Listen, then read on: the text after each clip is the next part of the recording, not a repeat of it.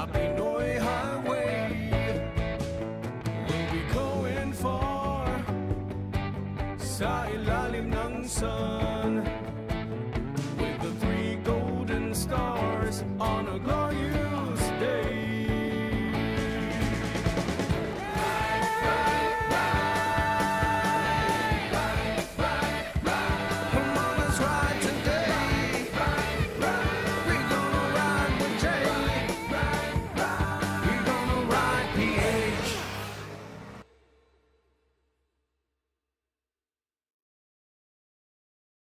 Nasa Season 8 na po tayo ng Ride PH at marami kaming nakahain para sa inyo. Andyan pa rin syempre ang ating rides. May mga makakakwentuhan din po tayong mga motorcycle enthusiasts. Nariyan pa rin ang mga bike reviews kasama ang ating resident bike reviewer na si Engineer Jolly Alarcon. Ngayong season din ay gusto kong ipakilala ang bago nating segment na Buhay Ride There. At para sa unang episode natin, isang pasilip sa taunang selebrasyon namin sa Ride PH, ang Philippine Moto Heritage Weekend. Ang motorcycle community dito sa Pilipinas ay patuloy na lumalaki dahil na rin siguro sa convenience nito para sa mga motoristang tulad ko. At hindi nakapagtataka na mula noong maipakilala sa ating mga Pilipino ang motor, tinangkilik na nga natin ito bilang isa sa mga pangunahing transportasyon natin sa ang sulok man ng bansa. Kaya bilang pagbibigay-pugay nga sa motorcycle riding community at pati na rin sa mga iba't ibang brands ng motor, ay sinimula namin noong 2018 ang Philippine Moto Heritage Weekend.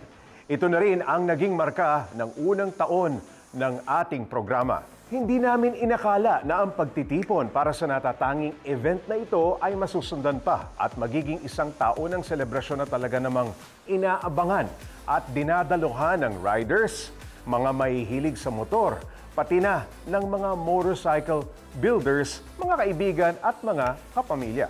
At sa ilang taon na ginagawa namin ang Philippine Moto Heritage Weekend sa Pasig, naisipan naming dumayo naman sa bandang South at doon ganapin ang ika-6 na Philippine Moto Heritage Weekend 2023.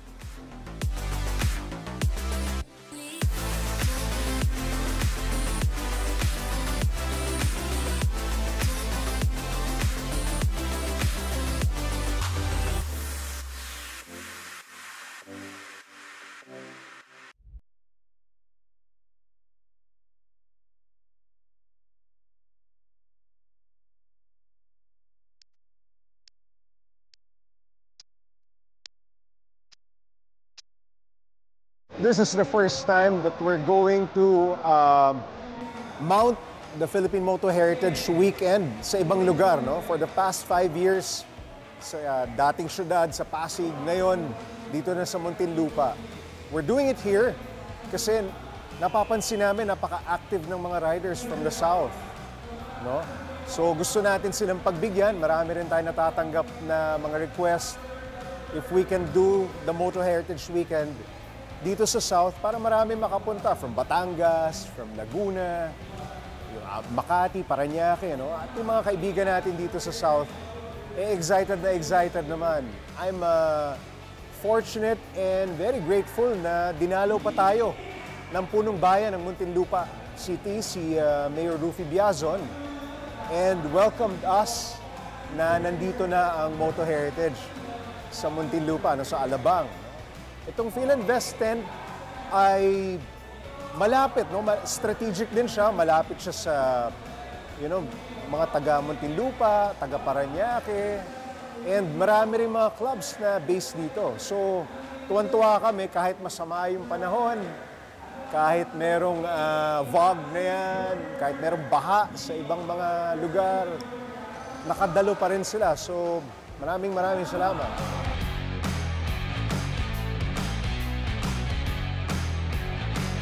Dahil sa natatanggap nating mainit na pag-welcome ng Muntinlupa, baka gawin na rin natin dito. And parang for so many years na disregard natin yung South. So ngayon, andito na tayo. So yun, yung mga riders sa South, just like before, palagi tayong merong bike show. No? Ang bago dun sa bike show ay dumadami yung mga rare, yung mga hard to find, at yung mga brands na hindi pa natin natatanggap o sumasali, ay nakikita na natin yun, dumadami na. This year, isa to sa pinakamarami, no? Almost 50 rare motorcycles and scooters na sumali. Maraming mga makikita, maraming mga bagong brands, mga bagong apparel shops na pwedeng i-avail ng ating mga riders, no? Of course, andyan pa rin yung free coffee natin. Yan yung parang treat natin sa mga rider. Lalo ngayon, malamig. No, masama yung panahon. Ayun, libre na yung kape nila. So, nandito yan. Of course, yung art space ay isa sa mga inaabangan yan. Mas maraming mga artists na sumali ngayon. I think more than 13, no? 13 or 14 o higit pa sumali. Ang aim natin talaga is for the riders to bring in their families. Gusto natin sila mag-enjoy, no? Hindi lang yung mga kapwa natin rider. Gusto natin, pati yung mga chikiting, pati yung malilit, pati nga mga hayop, pati yung mga alaga nila, no? Gusto natin mag-participate. And it's actually, to promote a family activity that you can do on a weekend na para hindi mahirap kumuha ng visa, di ba? Para payagan ka. And gusto natin wholesome, of course. So, yung mga motorcycle-related na activities, gusto natin nandito rin.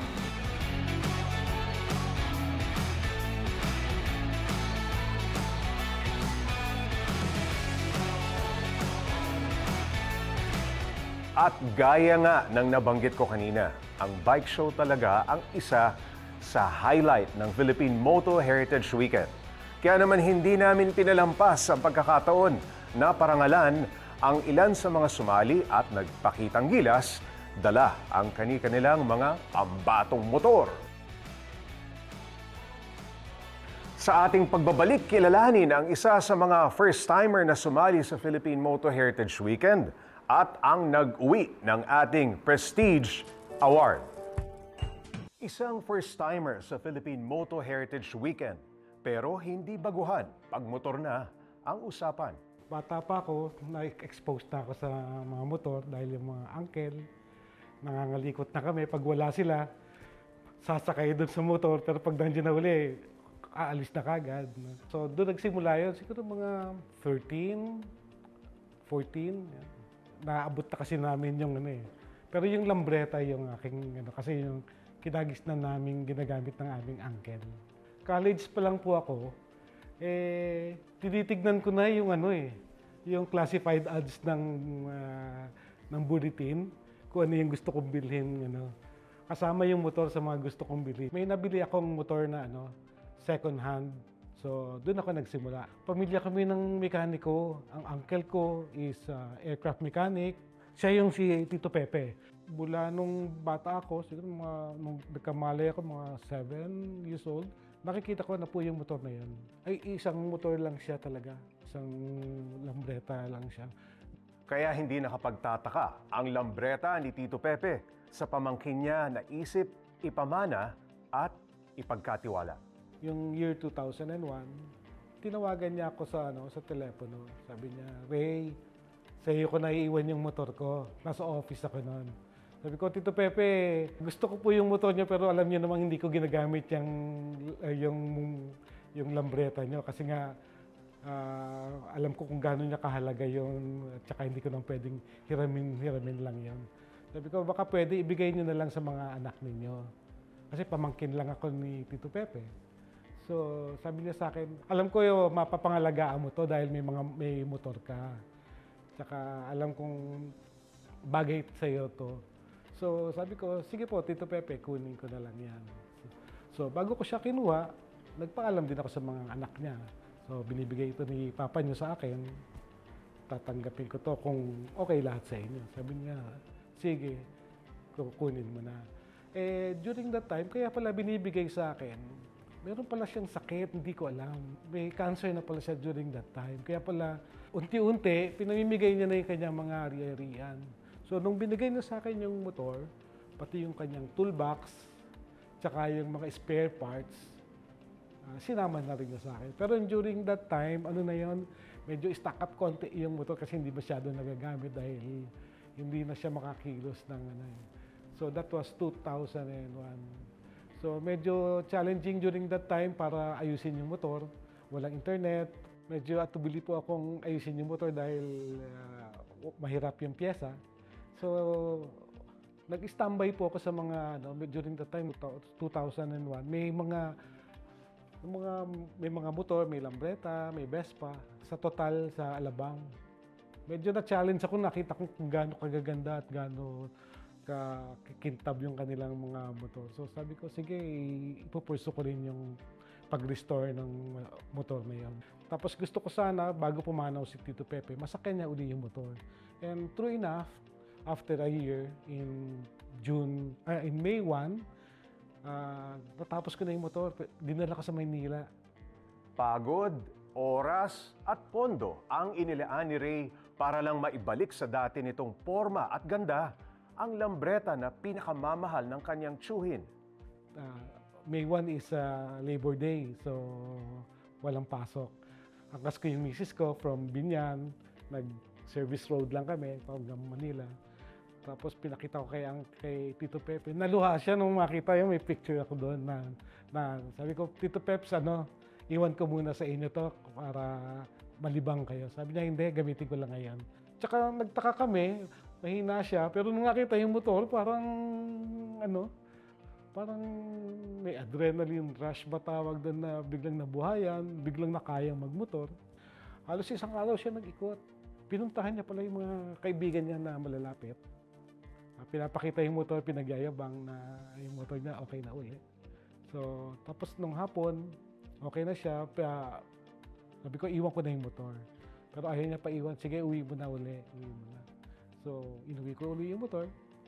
1 month and a half after, pumanaw siya. Noong June 16, pumanaw siya. At ang Lambretta ni Tito Pepe na pinakamamahal at pinaka-inalagaan niya, hinangaan ng lahat ng humakot ito ng award. Nung unang dumating kami sa show, actually yung tinatawag nilang entry, yung gabi, doon pa lang super excited na kami.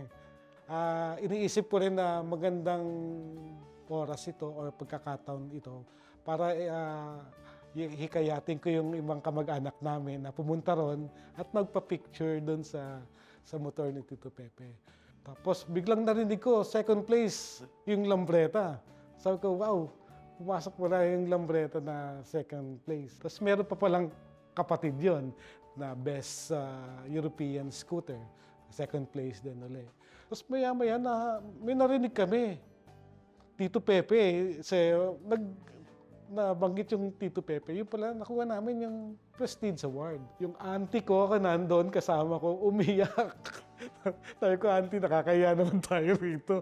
Pero mo sa dami niyang magagandang motorsiklo na yan, tayo ang mapipiling pinaka maganda or prestigyosong award. So, yun nga, tinawag ako ni Sir Jay, pinagkwento ko sa harapan. Sabi ko, maniniwala ka, Sir Jay, lahat yung nandyan, kamag-anak ko dahil dyan sa motor na yan. Sabi niya, sige, papuntahin mo lahat dito, pag-picture tayo dito habang kinukwento mo yung na yan, yung kwento ni Tito Pepe. So, yun na yung parang finale ng exhibit na yun. Talagang, ewan ko, talagang sigurang swerte or dahil sa pinagpaguran, na nagantay ng mahabang panahon, binigay ni Lord. Well, Tito Pepe, alam kong nandito ka lang sa paligid na naniniwala akong nakikita mo kami. Gagamitin ko rin itong pagkakataon na ito para pasalamatan ka at napili mo na sa akin ihabilin yung iyong motor. So, Tito Peps, alam ko nakikita mo at natutuwa ka na narito yung iyong motor, buhay na buhay, halos bago tignan, na pwedeng ibiyahe kahit sa probinsya. Alay ko ito sa iyo, Tito Pepe, at gusto ko rin ito i-share sa angkan nating sa Miso family. Isang karangalan din sa bumubuo ng Philippine Moto Heritage Weekend na maging bahagi kami sa pag-alala sa Lambretta ni Tito Pepe. Isa sa pinakaabangan tuwing Philippine Moto Heritage Weekend ay ang pagpapakitang gilas ng mga builders sa mga pambato nilang motor. Susunod yan sa pagbabalik ng Ride PH. Sa isang bike show, may mga matatawag na tayong kontesero at merong mga newbies. Pinagtahi-tahi tayo ng kwento nila at pinagtagpo-tagpo dito sa Philippine Moto Heritage Weekend. Nagsimula po kami mag-customize, kami po ng father ko, since 2014. Nasubukan po namin kasi yung may first customer kami na nagtanong sa amin kung kaya ba namin gawin itong bagay na to. As long as na may kompleto naman kami sa gamit, tinry po namin siya. So yun doon po, nagtuloy-tuloy na kami mag-customize. Yung sa Moto Heritage po, nakita ko siya sa online. Itong last time po, kaya kami nakasali kasi meron na akong kayang isali na motor. Ang sinali ko po na custom bike ko is yung Honda Shadow Slasher 750. Sa tagal naman po na kinostomize siya, lalo na po yung paint job dun sa mga tank, sa handlebars, and sa CC bar. Sa tank po, inabot po ako ng almost 3 months. Sa pagpipintura pa lang po. Yun po, yung sa feeling namin nung sumali kami ng Ride PH. Sabi ko, yung unang pasok pa lang namin ng motor, mas maraming mas magagandang mga motor. So sabi ko, sige, para lang naman din ma-display ko, appreciate namin ng father ko yung ginawa namin. Yung sa ginugol naming oras, nandun na po kasi yung banding time namin. Yun yung pinaka-banding time namin, yung paggagawa lang ng motor. May award o wala, okay na ako doon, masaya ako doon. Kasi na-display natin to, may pumuntang tao na nagustuhan to. Yun na lang po yung pinaka-reward namin eh. Yung kahit isa sa 10 tao may magsabi sa'yo na maganda yung nagawa mo is malaking malaking advantage para ganahan ka po sa kasunod mong project. Sa isang build kasi, for me, okay, bago ka magsimula, let's face it, it's a challenge. Especially when you talk to your clients or your mga magpapagawa sa'yo.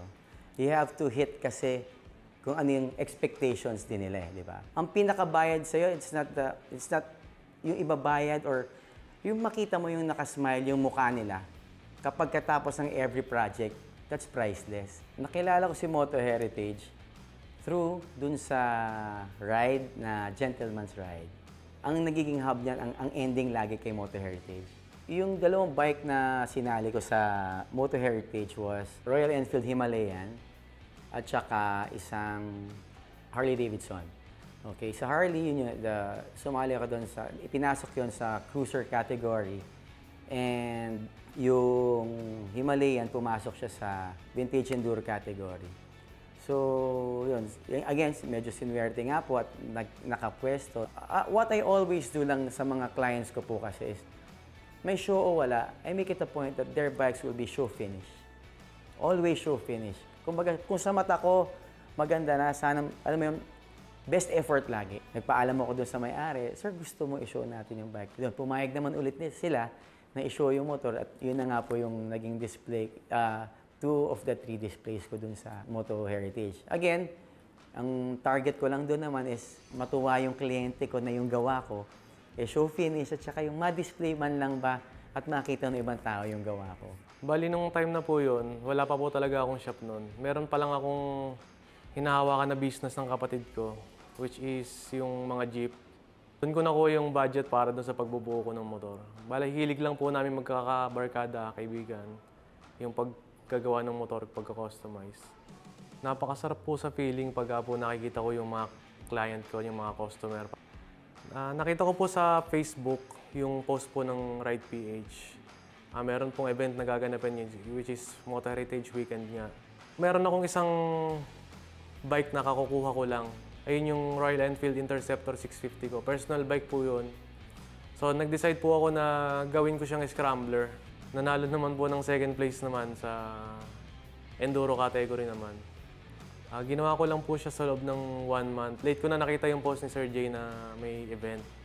So nag-decide ako na gawin ko na siya. Ginawa ko po dun sa motor is binago ko po yung paint, and then ginawa ko ng manibela na bago, and then yung mga fender po, ginawa ko rin po. Tapos maganda naman yung kanilabasan, so kaya siguro nag-second place po. Gustong-gusto ko po talaga sumali. So masayang-masaya po ako ngayon kasi nakasali po ako nung last time na event niya. Ang purpose ko lang po sa pagsali is may expose lang po yung bike.